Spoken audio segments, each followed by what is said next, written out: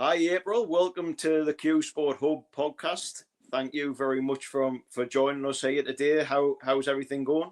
Everything's amazing. I couldn't be happier. I'm at home in San Antonio, Texas. So, Very nice. Very yeah. nice. What's the weather like there? It's quite warm. I think it's 95 degrees Fahrenheit. So I'm not sure what that is in Celsius, Yeah, but yeah. I'm sure. Yeah. We're No. the only country that does it in Fahrenheit, so I'm not really sure why we do that. No, But I've never got a clue about that. What's freezing? What's sort of your minus again? freezing is 32 degrees. And 32. Yeah. then What was it? yep, Yeah. Yeah, yeah. that's will be exceptionally hot where I am if it was 32 degrees here. Uh, Yes, correct. Yeah, we're Correct. nowhere near that. But I was saying off camera, obviously the weather's nice today where I am. Still not warm, but sun's shining. Can't complain. I But think the yeah, the weather in the UK is similar to where I'm originally from in Minnesota. So, I think really, yeah, yes. Yeah, but yeah, yeah. fantastic. So, like I said, thank you very much for for joining us, and you're obviously a supporter player through Q Sport Hub, and we're privileged to have you on board with us. I just thought it would be great to get you on and to have a chat about your journey, your career, where you are now, what are your plans for the future, and how we can sort of work together to help that come to fruition. So, for those of you who for those of you for those people who may be watching who maybe sort of don't know a vast amount about you, April, would you maybe just take us from the beginning? How did you get into pool? Yeah, thank you for having me as well, and the honor is all More than welcome. mine. But yeah, no, I got into pool because I tried every sport known to man, and it just never really clicked for me.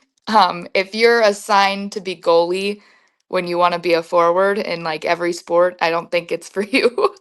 um, so yeah, my dad played on Thursday nights with his entire side of the family, who I didn't see often. And family's like the number one most important thing to me. So I honestly went with them to just hang out with them for about 2 to 3 years before I actually started playing. And then, yeah, there was a junior league at that pool room that I started playing when I was 9, and the league director, June Myers, is actually still um, a professional pool player on the WPBA, our women's pro tour here in the States.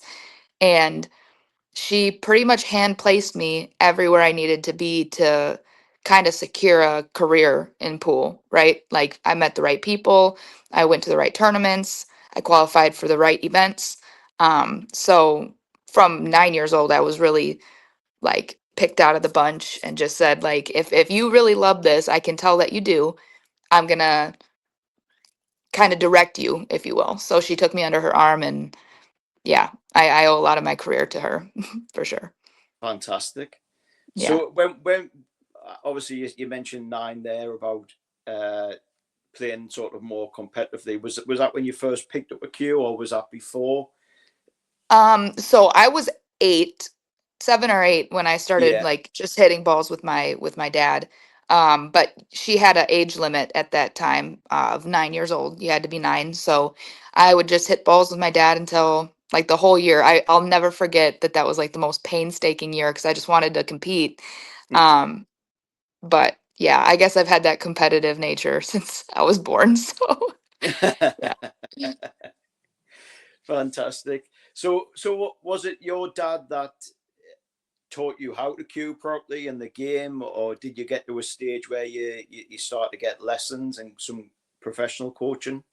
Yeah, yeah. So my dad helped as much as he could, but that June Myers, the tournament director, Hmm. she actually like made a program for me for over the first summer of basically fine tuning all of my fundamentals because I still believe to this day that fundamentals are the most important part along with the mental aspect of the game. But the physical aspect foundate like your foundation and your fundamentals most important because when you're nervous that's what you need to rely on.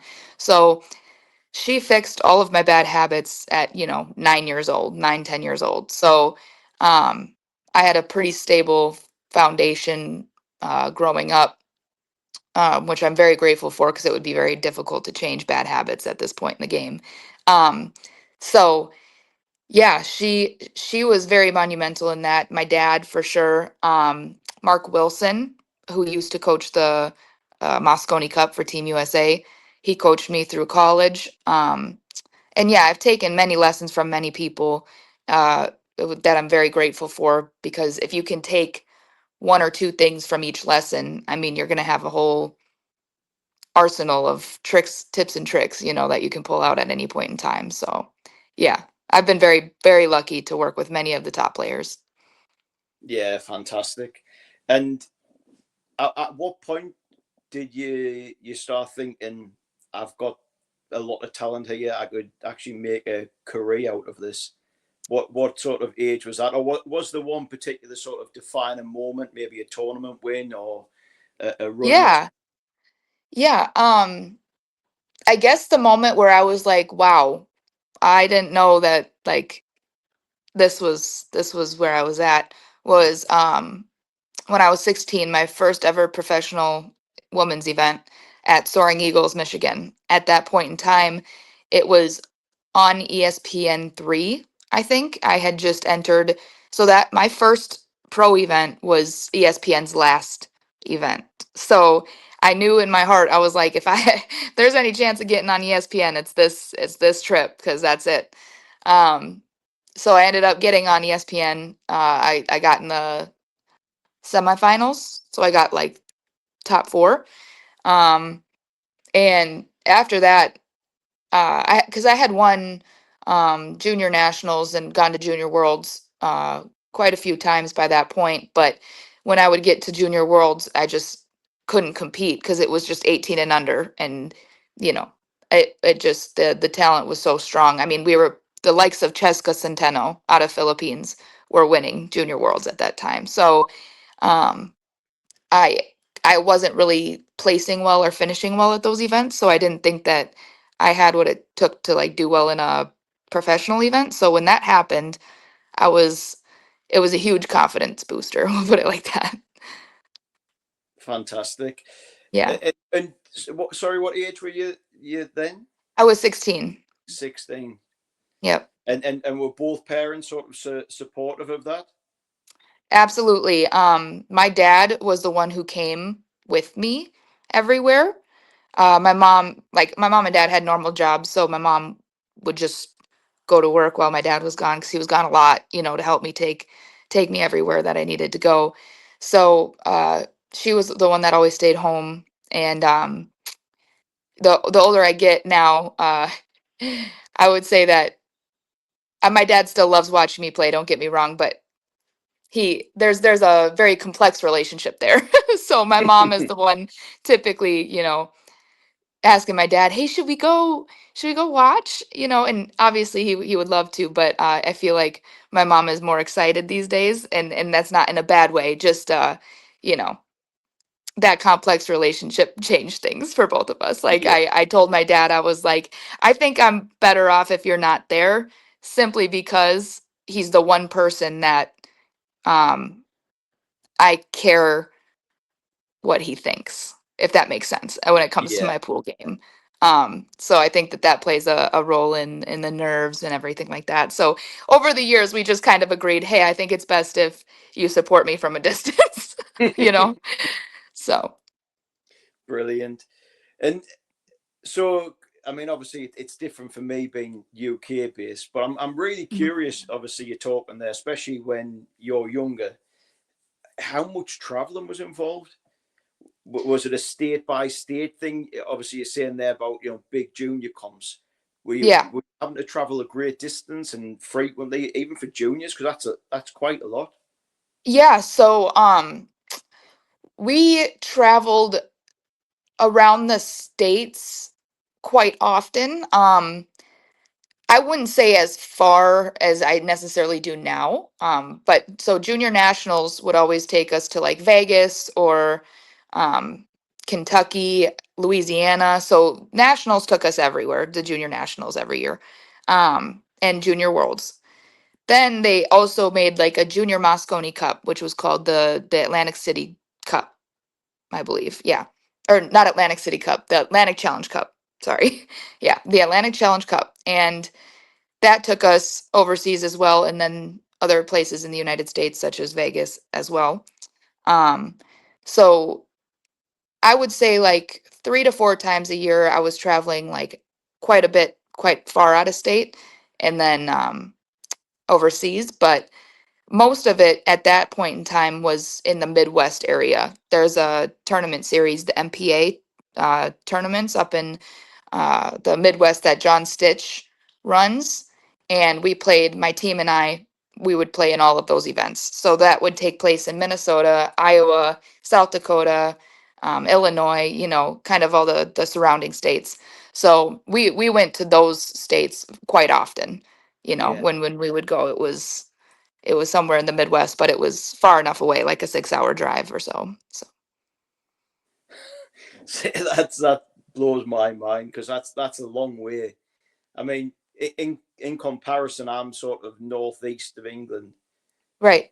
I can get to the other end of the country driving pretty much in not much longer than that. Wow, that's wild. Yeah. Yeah, Yeah. For us that's like that's the skip over yeah the street. that's the madness that in 3.5 4 hours I can get to London, and that That would be is considered wild. a really long drive for us. That is wild. Yeah. The Yeah, United States is so large though. I mean, I feel yeah, like when many Europeans come over here, they're always like, it never ends. I'm like, yeah, yeah. no, it doesn't. No, and to be honest, that was uh, part of my reason for asking because it blows my mind really when knowing what the scene is over here for snooker or for Hmm. 8 ball pool, and players traveling and the cost, especially for an amateur or a youth level, to be Hmm. traveling up and down the UK. That's quite significant, and on a scale is minute compared to what it will be in the States. And I just find Right, that right. because that must be really quite not only time consuming, it must be really costly. Because I Oh mean, yeah, it wouldn't be possible for anybody over here if they were having to travel 6 hours as a that's standard to wild. get to some competitions. I mean, people struggle. I know certain things might be a bit more accessible. Flights, in Yeah. between states are a little bit different. Yes. That doesn't really happen over here. Yeah. But yeah, I mean that's quite a challenge, isn't it? Really, financially and time wise, to Oh, commit. absolutely. And Yeah. that must make you feel really quite proud, then, does it? I mean, to because that's quite a journey, isn't it? From 7 8 year old picking up a cue and 9 year old, and then you and your dad traveling around, the states to where you are now. I mean, that's quite a risk, isn't it? Oh yeah. I mean, I still talk to my dad often about, you know, what does my future look like in the sport, right? It was fun and it still is fun, don't get me wrong, but when you're a kid, you have no responsibilities. You know, you're just freewheeling, it feels like. Now, we did fundraise for all those events when I was younger because there's no way, like you said, that we could have went overseas all those times. And so I've had a tremendous amount of support since I was young. That is really the only reason I've been able to do it still to this day. Um, but yeah, it's crazy to look back when I was 9, you know, from when I was 9 till now and see all I've done, see all the people I've met, all the experiences I've had. It is like mind blowing that at 26 I feel like I'm a 96-year-old. You know what I mean? Like how much I've done and seen. It's incredible for sure. Yeah, because I think it's strange, isn't it? I don't know about yourself, but sometimes you take things for granted. I think Oh a little, yeah. and don't look back. Um, I did that sort of last week. One of my clients who I've worked with for a while, Gary Wilson, who's phenomenal snooker player, event winning snooker Yes. player. Yes. We've worked together now for over 4 years, 3 ranking events in that time, and as Wow. as time goes on, it just becomes sort of normal, and you don't actually look back and think that I've actually achieved anything. And last week I was sat in the Crucible Theatre, the biggest snooker venue in the world, iconic, watching him Yes, play Judd Trump. And it was only sort of after I thought, I've got to give myself a little bit of a pat on the back, because it just becomes a job, or anything else. You don't appreciate sort of what absolutely. you've done. From setting the business up to then being sat there, um, is a really sort of strange thing. And sometimes you've got to look back and think, actually, I've come a long way here. I've That's maybe achieved, awesome. I've maybe achieved more than I thought that I have, because you can get really hard on yourself, can't you? Absolutely. Absolutely, Ken. I definitely understand what you're saying. That's amazing though to sit in the crucible. My friend is there right now and he was Really? sending me yeah, he was sending me photos and I was just in awe. I'm like, that's obviously where everybody would love to go and experience, so I can't even imagine what it felt like for you to be sitting there watching that. Yeah. When I was there, actually, Francisco Sanchez Ruiz was sat about 2 or 3 rows behind me. I know Uh, exactly which event you're talking about because David Alcady was there, yeah, too, or no? I'm not sure. I'm not Okay. sure. I only noticed it was an interval in the first, Okay. when Gary played Judd Trump. It was the first, after the first 4 frames. There's a break and an interval, and I walked out and I looked and I thought, I'm sure that's him. And I was looking, and then he looked at me and I thought, I don't want to stare too much and be a Right? bit weird. And I thought, Right. might it be? And and and I thought, no, it definitely is. So when on the dinner time, I was having something to eat with Gary, and I said, I'm sure he was there. And he said, oh yeah, he sent me a message on Instagram saying he was coming. And That's I thought, awesome. oh, I wasn't just seeing things. Um, Wow. but I mean, if you've not been, it's a lot different to pool, and it's a lot different to other sports. I mean, my Mhm. upbringing was playing football, obviously soccer for anybody Yep. watching in the States, and going to big stadiums and big crowds and cheering and shouting. And then you go into the Crucible, and when the game starts, it just goes silent, and there's something incredible about it. Hmm. It's absolute, and in particular at the Crucible. I've been to other venues, but there's something about the Crucible, because it's a theatre, so it's normal daytime usage is a theatre.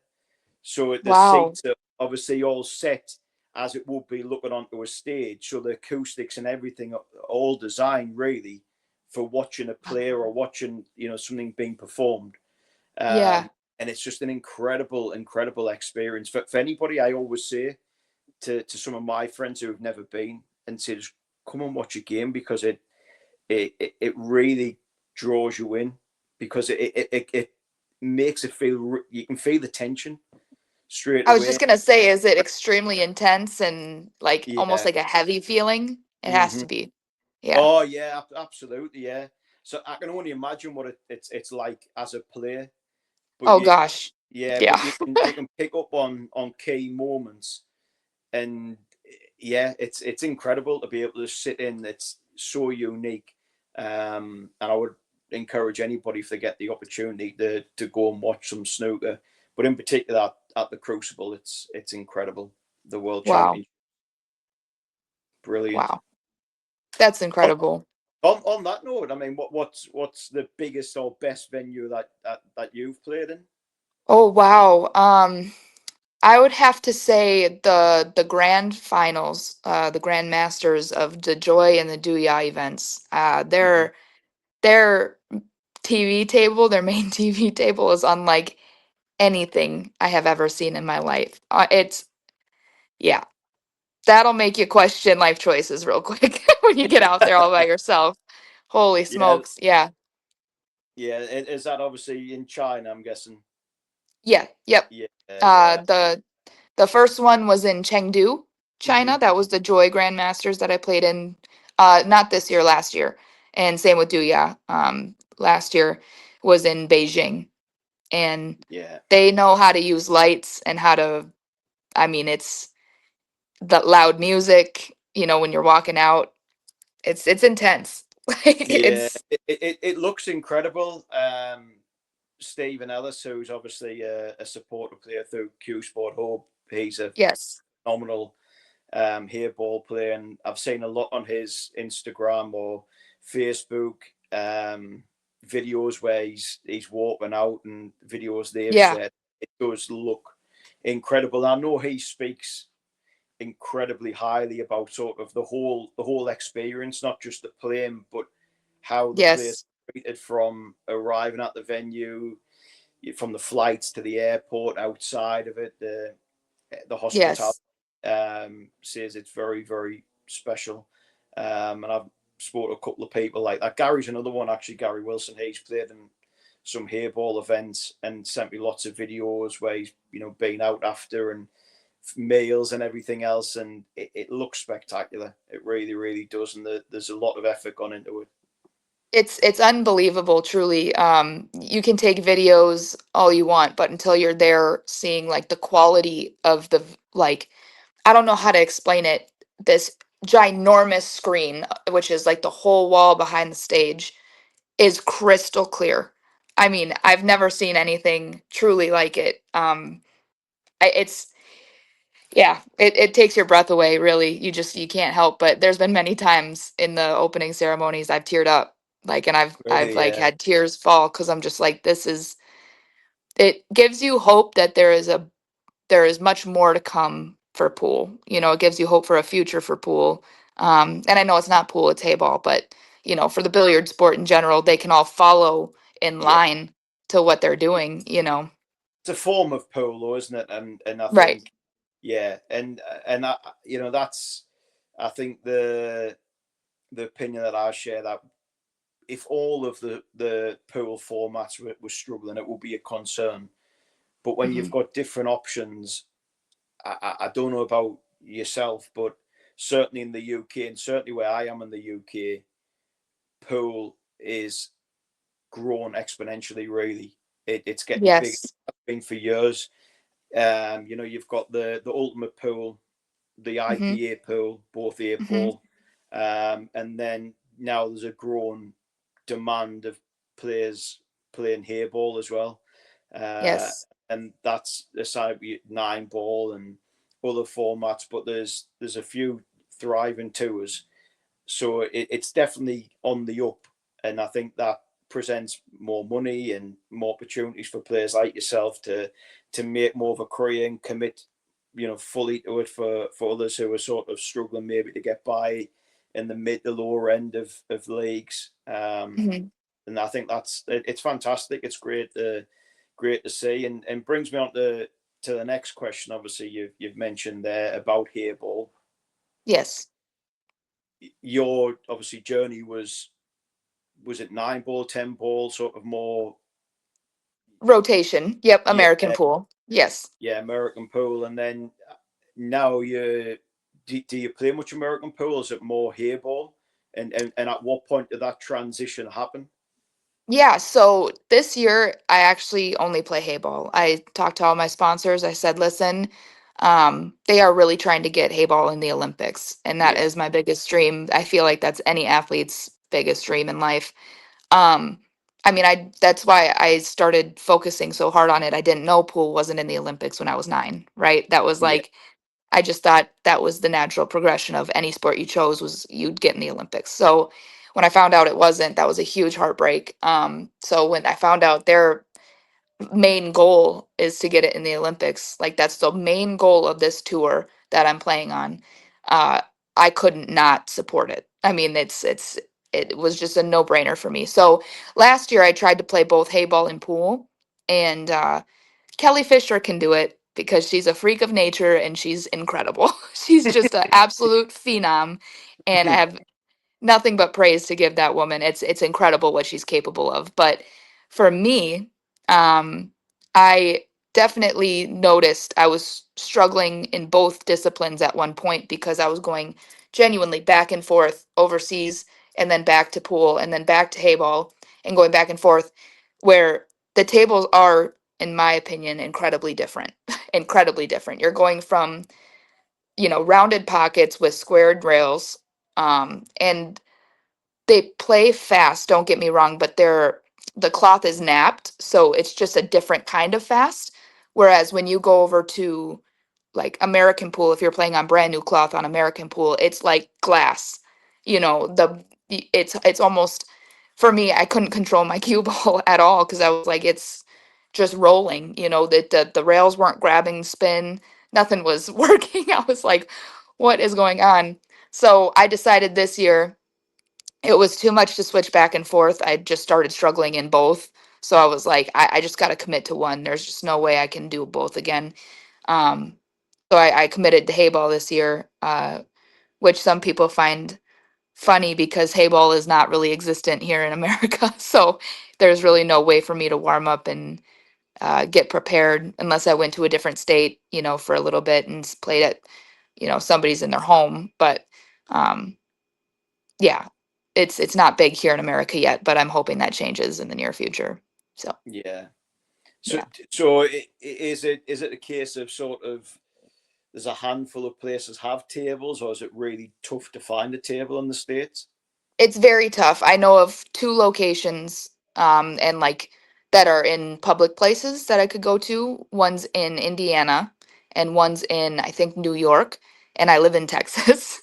So if you look at the map, it's just, it's crazy. Yeah, But they both welcome me with open arms, so I'm very grateful for that. And then I know like two people that have them in their home, but I don't know the two people that have them in their home. I don't know if they have the exact tables that we play on because yeah, there are a lot of similar tables, but not necessarily like Joy or Duya tables. yeah, So um, yeah, yeah, but yeah. I think that's a problem. I think over here is places have got them in a similar fashion, sort of intermittently, and um, they tend to be sort of similar tables but not identical. And I think when players go and practice on them, they're not quite as good, um, right, active. Because I've right. played on one, um, and I mean, to be honest, I absolutely loved it. It's For amazing. It's so Oh, fun. for not it was everything I hoped it was going to be, and the only Good. disappointment I can't play more because for me it looked like a mini snooker table, and that's Yes. my primary cue sport is snooker. I love snooker, which is immensely difficult, and Yes. I only started playing when I was 17. I was never going to be doing anything really serious on a snooker table, but became competent enough. But I could play on pool tables and eight Yeah. ball pool. I could play for spells, but it never really sort of captivated me in a way I could play it long term. It was Yeah. break, play the balls, break, clear the balls. You didn't have really that safety side of things. Yeah. Uh, and when I looked at that, I thought it looks like a mini snooker table. And I thought I really want to play on one of those. And when I did, it was amazing. Good. I'm glad you Absolutely loved it. amazing. Yeah, and I said to one of my good friends, he's a very good snooker player and pool, and I said, it's everything we thought would be. You need to get on. And about six Mhm. months later, he sent me a message saying I'm on one. Wow, this is Yeah. it could be my game. It's phenomenal because what threw me playing was I'm not used to playing with sort of American pool balls. So the heavier and bigger. I mean, I've played with them before, but on that table, Yes. it's surprising how much they continue to run and the deflection on other balls. So when you play eight ball, the small light ones, the little cannons you can play, but with the big balls, obviously they move more, they cause more damage, they continue to run and get more momentum. So I was struggling to keep the cue ball under control a little bit. Okay. But I just thought if I had a few hours, I would absolutely love this. Oh Love this. yeah. It was We phenomenal. we all talk about how it's genuinely the perfect, like that's what they preach, is it's the perfect game. He's Yeah, like, I don't think that there's a better game out there that is as precise, right? And as it's a perfect mixture of snooker and pool, right? Mm-hmm. It's that perfect dynamic of, yeah, like you said, I agree with you. I don't know if I could ever go back to American pool. Honestly, I don't, because it's Yeah. just like you said, it is so repetitive. It's just like I tell everybody, it's hard also to go from hayball to pool because hayball, you're training yourself, at least for women right now, and because there is a skill gap in my opinion between women and men in hayball. Like I am trained in certain situations now to like miss correctly, or you leave the ball in front of the pocket. You Yeah. don't miss correctly in pool. So Yeah. there you're not used to that intense pressure of making sure you make every single ball, and if you don't, you're going to lose, right? In pool, you're trained to like never miss, right? Yeah. You can never miss. And if you miss, it should be a safety, right? So that was a huge difference that I noticed. And that you don't shoot shots on the rail anymore. You just don't. I never go for them. I try to knock it off the rail, right? Yeah. So when I came back to pool, that's a huge shot in pool, to shoot it down the rail. And I was like, I haven't shot that shot in a year. Yeah. Like, I don't know. This is gonna be rough, But yeah, I agree with you. It's an incredible game. So Yeah. And I think that's that sort of the difficulty, isn't it, of going between the two, because there are, if for people who have never played them, there are those nuances that make it really quite difficult, especially when you, like yourself, playing at the top end, when yeah, frames are on the line.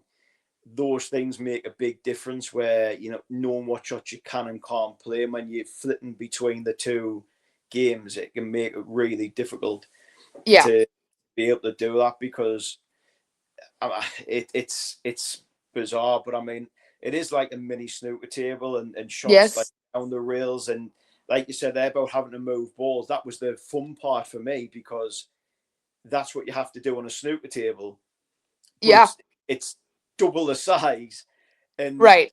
so that it's really really difficult trying to move balls or cannon other balls out. Um, Mhm. but I feel like Ronnie O'Sullivan, when I'm playing on a small table like that, I feel like I can do that, because you Absolutely. move balls out and see angles, and yeah, it was a great experience. I only wish, like I said, that I could do it. I was saying to my friend, might only been last week, I'd always said my life ambition was to get a snooker table in a Yeah, house. Well, I would never get in my house now, but a house big enough, and then get a snooker table in. And I yeah, said it the other day, and I said I would take a sacrifice and actually maybe get a hairball table in. But yeah, yeah, yeah, that's, I never really had an interest in getting an English 8 ball table, anything in. right. Not that I would complain, I would happily use it, but it was never a desire. Where now I would happily take a hairball table, which is significantly smaller.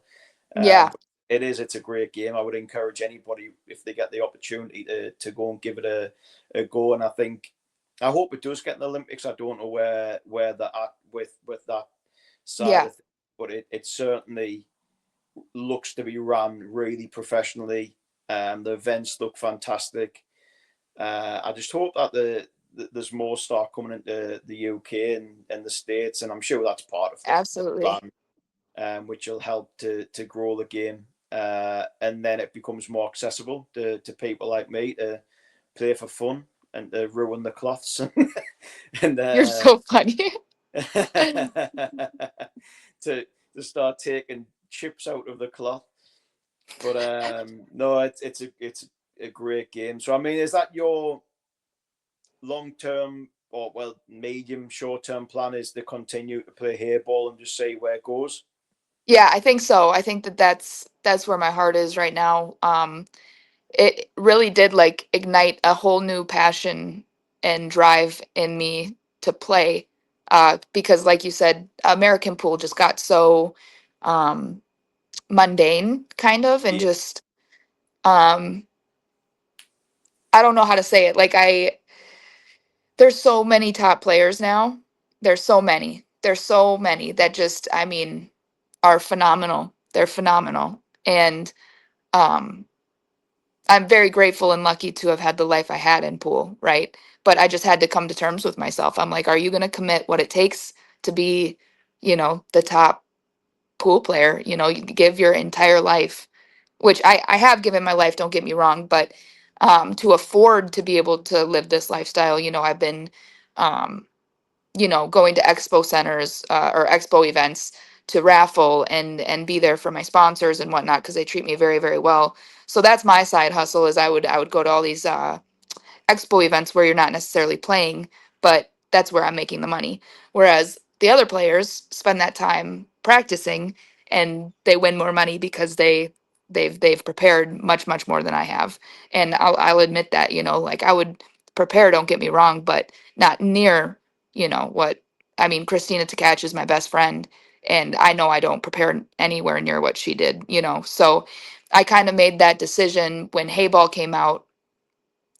It was kind of the escape from American pool with still being involved in pool, if that makes sense. It was Yeah. kind of that perfect timing for me where I was kind of getting burnt out of American pool and in comes this new thing nobody knows Fine. about, Yeah. right? Yeah, and it Yeah. it really did change my life. Truly, it made me more excited to play again. It's even kind of lit a fire where even if Hayball doesn't work out, American pool could be an option for me because it's just lit that fire to play again. So, Yeah, I think that's important, isn't it? It's something that we obviously talk a lot about on Q Sport Hub, and I'm really quite big on is remembering why you played the game in the first place.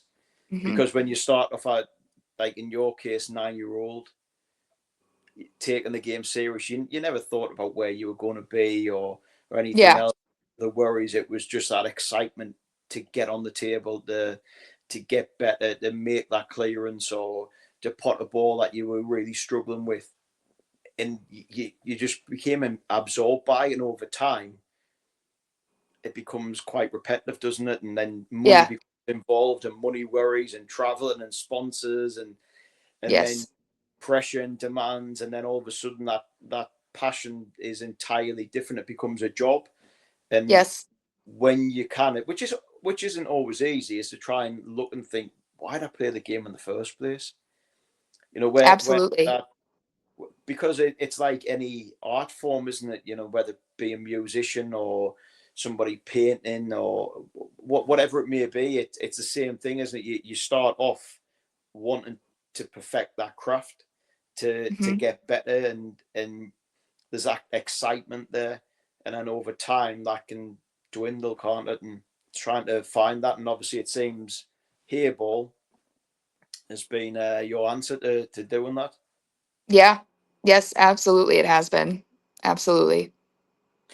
Well, that's the last part I really want to sort of to talk about is the mindset side. Obviously, I've mentioned there about Q Sport Hub and being a supportive Yeah. player, and for those watching who may not know, obviously you are a supportive player with Q Sport Hub, and Kelly Fisher had a conversation and made the introduction to Noel Flannery, who's my business partner within Q Sport Hub.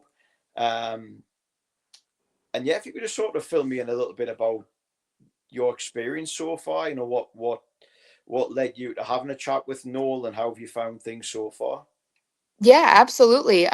Like you said, Kelly Fisher made that introduction and she had nothing but raving reviews about you guys. And she said you guys had really helped her. And like I said earlier, she's a phenom of the game, right? So if something really helped her, and we're good friends, so she wouldn't just like blow smoke up, like Yeah, she wouldn't just like beat around the bush. She really cares about her close friends, and I like to think that I'm one of her close friends, and I'm grateful to be.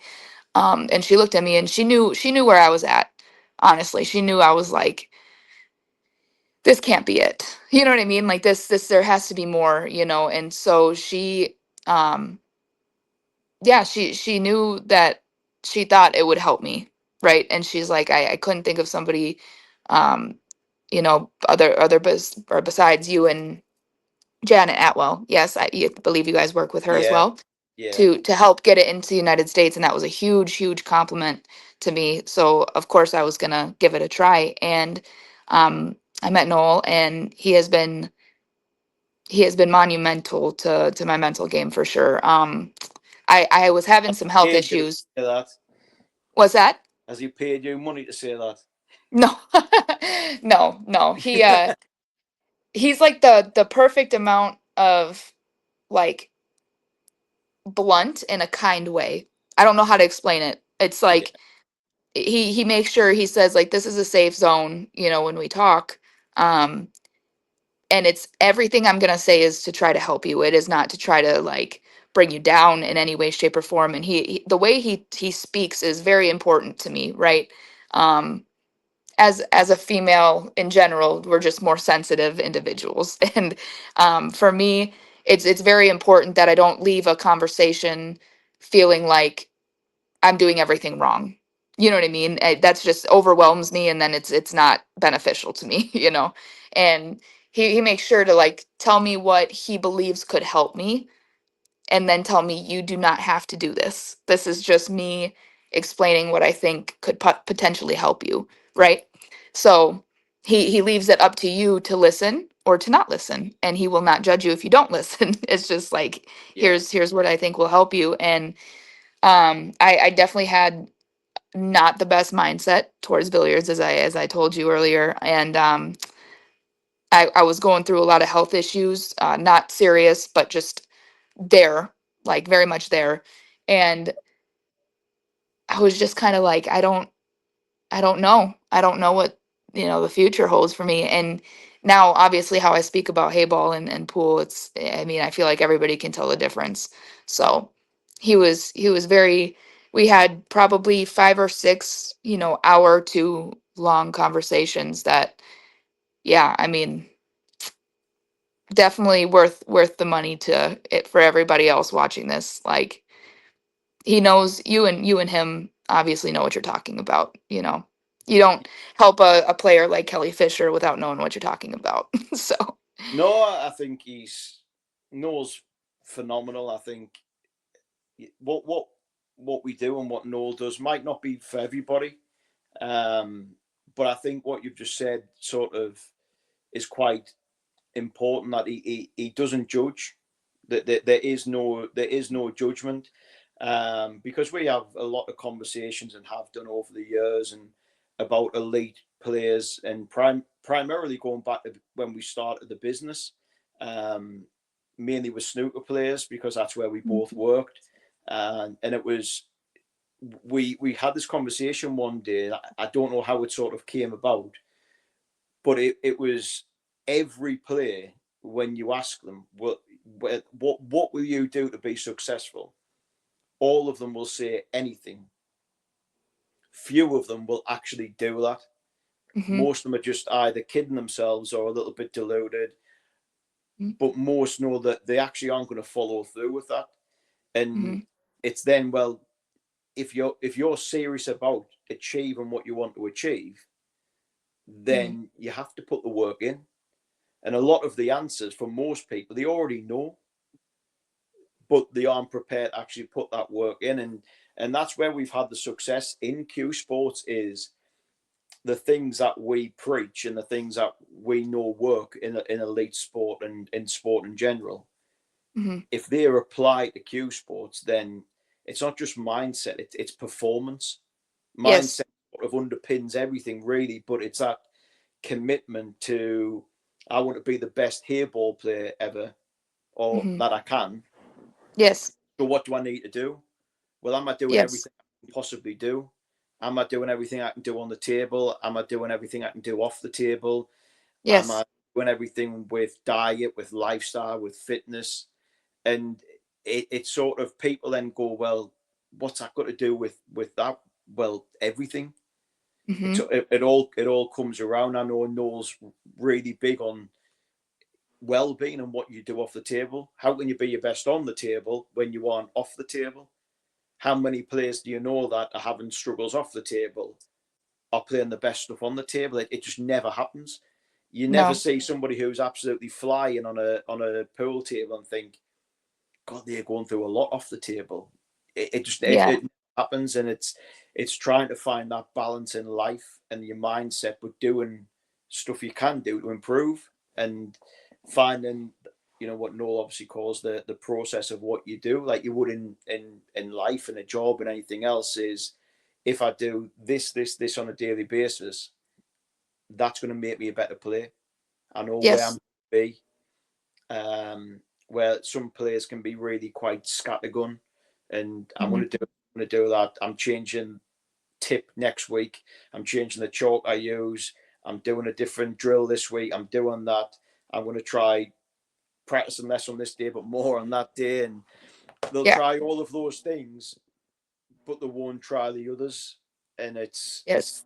it's the answers are all there, which Noel says quite often. The answers are there.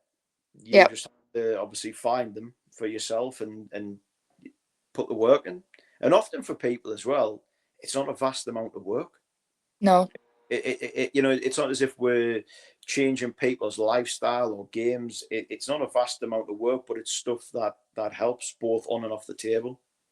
Absolutely. The biggest one for me was hydration, for Yeah. sure. And he helped me significantly with jet lag. I don't think I've Mm-hmm. struggled with jet lag.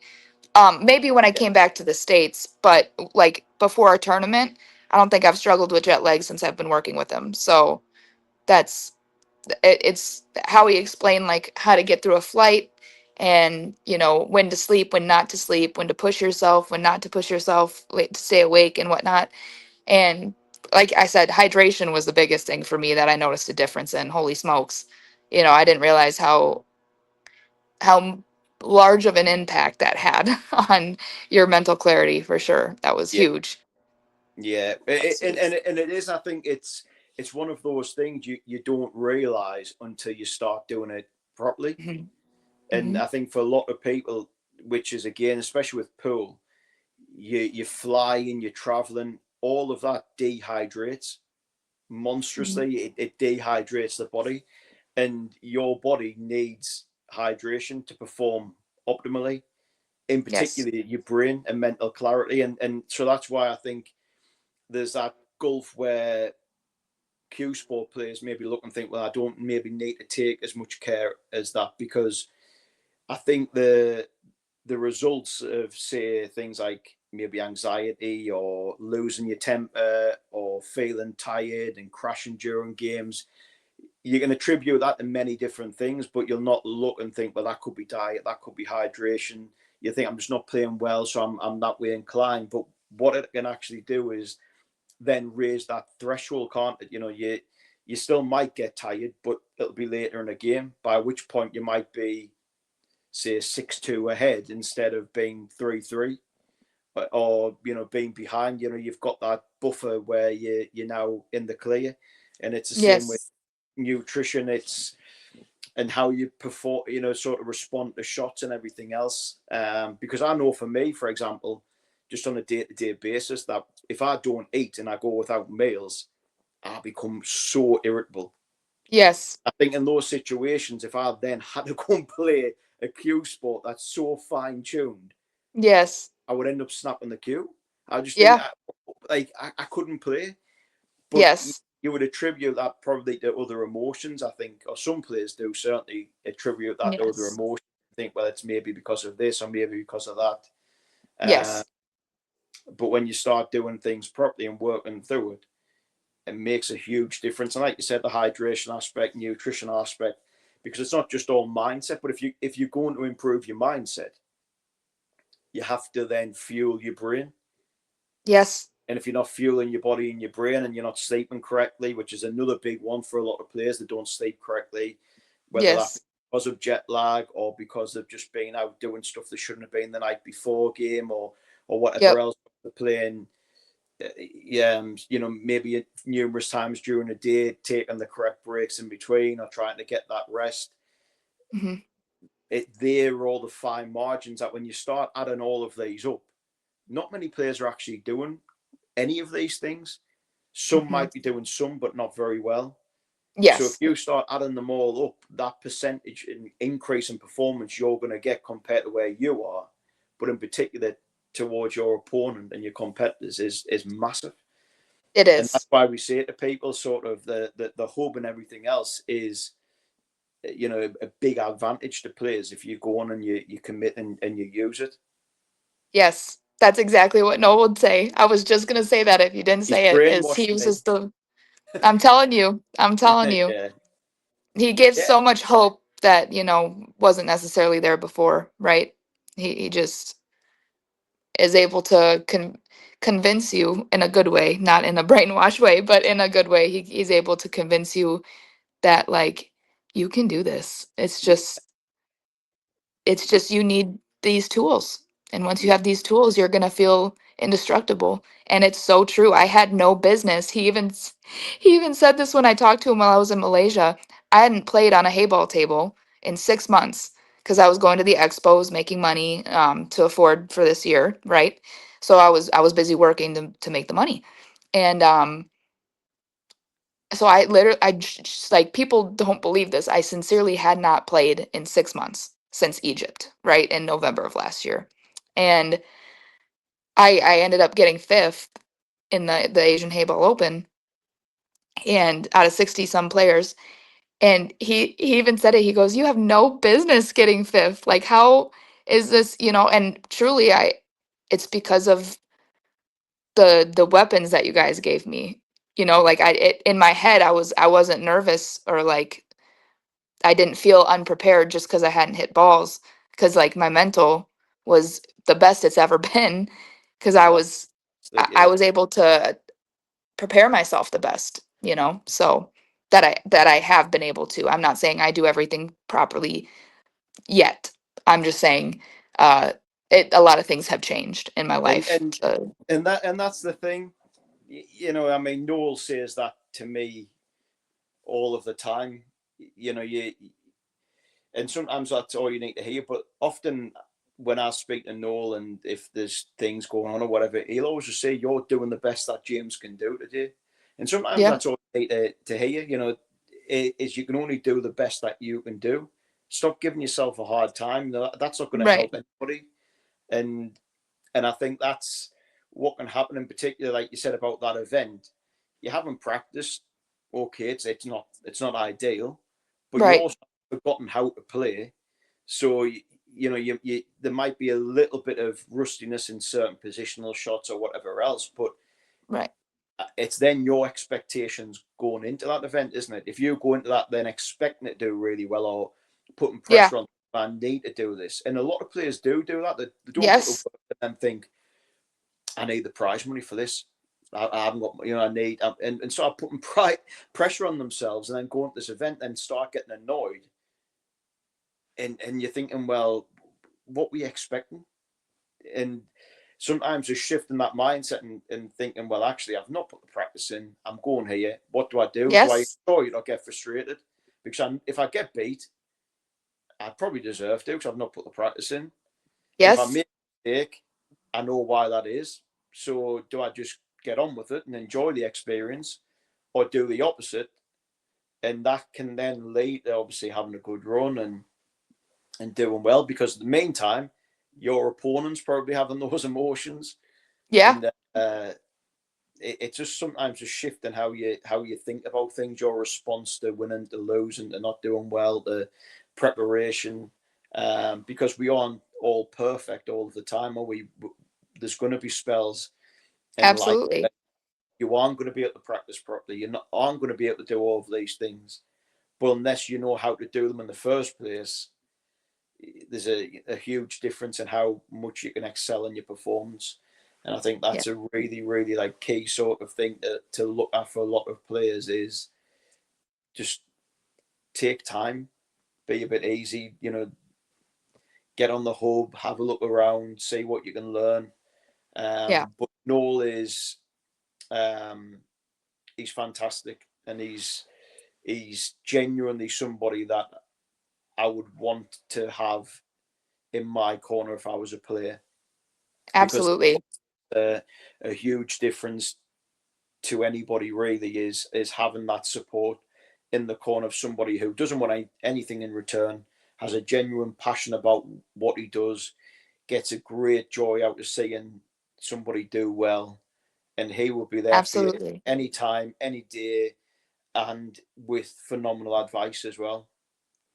And Absolutely. I've never really had a mental coach, and he reaches out to me. yeah, I like he's always like, "Hey, how's it going?"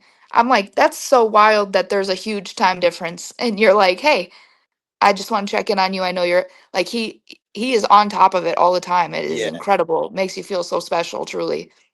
yeah, that's fantastic to hear, and he is, because that fits in really with what I've just been saying there. He takes a Mhm. genuine joy and passion in improving a player. Right. So if there isn't communication, then if where there's been maybe players in the past he's worked with, and straight away he looks and thinks, well, they're maybe not putting the work in, and Yeah. that's no fun for Noel, because he wants to see players go and do well, Right. whether on the table, off the table, put the work in. And if players aren't doing that, then he knows he's not going to be able to help them, which is Right. redundant to him. So he really takes pride in who he works with and players, and will commit everything to helping a player. Mhm. And to be honest, I mean, that was the main. I don't think I've ever said this on sort of one of our podcast episodes, or not, but that was the main reason we ended up with Q Sport Hub. Noel and I sort of had known each other a while, and we were both working within Q Sports. Mhm. Um, and we chatted in depth about the performance stuff and things that were frustrating us, and common problems with players and everything else. And one day I just said to Noel, you really need to find a way to give your skill set to as many players as possible, because he Mhm. was giving them to say, one player or two players. Financially, he was out of pocket. These players then weren't putting the work in, Right. and then he was just sort of left in the middle of nowhere. And I was sort of saying, your talents far exceed. There's so many players out there with the growth of pool, where you Yes. really help players with the knowledge that you've got, and that's where the hub came from. Really, that's where it's grown, and we've now been going over 2 years, and the players we are now working with, like yourself and Kelly, is something we probably never really dreamed of when we first started. But what we did Mhm. know is our experiences and what we do can and will help players, and we both take great pride in that, and Yeah. uh, and the hub, yeah, it's just been fantastic, because that's a tool that is accessible, really, and we wanted it to be affordable. I think that's something that people might look at and go, "Well, that cheap? Does it actually work?" But for us, it was a case of, we don't want to take people's eyeballs out. We want as many people to benefit Right. from possible, and if we can do that, and get that into people's hands, we be helping as many people as we can, and that's what has been our sort of motto as such from when we began. And Right. to sort of to wrap this up, because I've thoroughly enjoyed having this conversation, and probably Me as we well. go on and have another one. As you mentioned before, obviously Noel and I would love to get Q Sport Hub in as many hands in the United States as possible. Yes. What would be your message to anybody who's an American pool player, hairball player, any player in particular, but in particular in the States, if they haven't heard of Q Sport Hub, or they haven't, tried anything like it before, what would your sort of advice to them be? Yeah. I hope this comes across how I mean it to come across, because I don't mean any disrespect to anybody in America, but I feel as though when I was growing up, Americans always, uh, how do I say this? Europeans, I felt always had an edge, and I just didn't know why, right? I was like, why do they always have this edge on American players, right? Um, and I don't know if it's this, but all I can say to American players is this is your chance to get like European training, as an American player, honestly. Like uh the wisdom and the knowledge that comes from, as you said yourself, snooker is huge in Europe, right? And you guys started there. So we're getting knowledge from gentlemen who help snooker players. You know what I mean? Yeah, The creme de la creme of our sport, right? So and that originated in the UK. Am I wrong? Or did yeah, snooker originate yeah. elsewhere? Yeah. So you're getting it, from the source itself, the knowledge and the information to help become one of the best players in the world. So Hmm. this is your chance to learn like a European as an American. So Well, thank you very yeah. much. Yeah. Thank you very much for the compliments. And yeah, Yes. if anybody, I'll put obviously in the description after the link to Q Sport Hub. And if people want to have a look, it's £9.99 wise. I'm not sure what that works out with. Not much more. No. We do it on a monthly subscription to make it more affordable. You can pay for the year as a yearly subscription, which is £99 a month. Which when we update it monthly, there's new content goes on every month. You can Mhm. also pay for sort of one-on-one stuff as well, which tends to be for more specific problems or for league players who need some more intensive stuff with Noel. But the hub's always the great starting point, and we don't tie people into contracts. We're confident in the product that we offer. People go, and we get phenomenal Absolutely. feedback.